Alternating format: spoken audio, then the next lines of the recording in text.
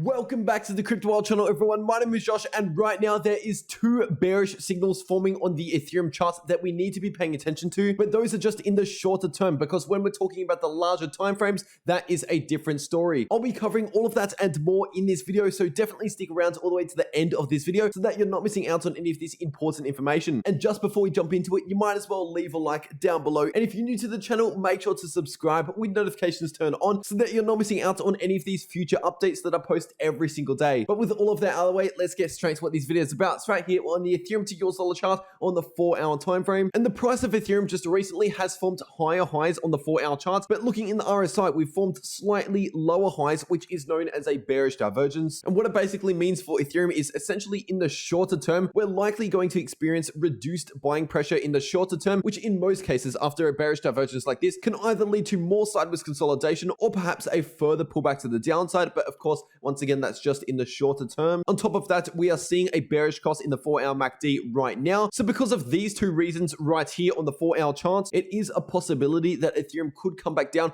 towards these lower levels. Obviously, that is not guaranteed. Nothing in these markets is guaranteed, but that's just going off some of these indicators on this chart right now. And also looking at this chart right here, this is still the 4-hour chart for Ethereum, but just zoomed out a little bit. And you can clearly see that we are forming a head and shoulders pattern on the 4-hour chart. But right now, we have not confirmed this pattern. We haven't even seen the right shoulder complete, but if the price of Ethereum ends up playing out a further pullback to the downside in the shorter term because of those other bearish signals that I was just talking about, then in that case, that does open up Ethereum to this head and shoulders pattern. But even if Ethereum forms this right shoulder, this pattern is still not fully confirmed until we break below this neckline, which is right now coming in at around 3.8k. But obviously this head and shoulders pattern is nothing new for the subscribers out there, because I did talk about this yesterday on the channel, and also over on my Twitter, I sent out this real-time update as we were forming this pattern around 2 days ago from now. So it's seriously important to follow me over on Twitter to stay up to date at all times. And the link to my official Twitter account is in the description down below and also in the pinned comment. Now, one pattern that does potentially contradict those other patterns that I just talked about is this bullish divergence that did end up forming around 5 days ago now. And I've been letting you know basically ever since that formed around 4 to 5 days ago that it's very likely over the next few days, Ethereum is going to see reduced selling pressure. And that's exactly what we've seen with this small bounce back to the upside. But obviously, given enough time, bearish divergences and bullish divergences wear off. And so especially if the daily RSI drops below this upward trending line of support in the RSI, right now coming in at around 46 approximately, then that could be one signal to us that this bullish divergence is beginning to fade away essentially. But keep in mind here on the daily chart, when you're looking at all of these candle closes, we've got huge supports coming in at approximately $4,000. So that $4,000 level of support could potentially prevent some of these other bearish patterns from playing out. And speaking about lines of support, zooming out to the 2-day time frame for Ethereum, of course, we've got this huge upwards trending line of support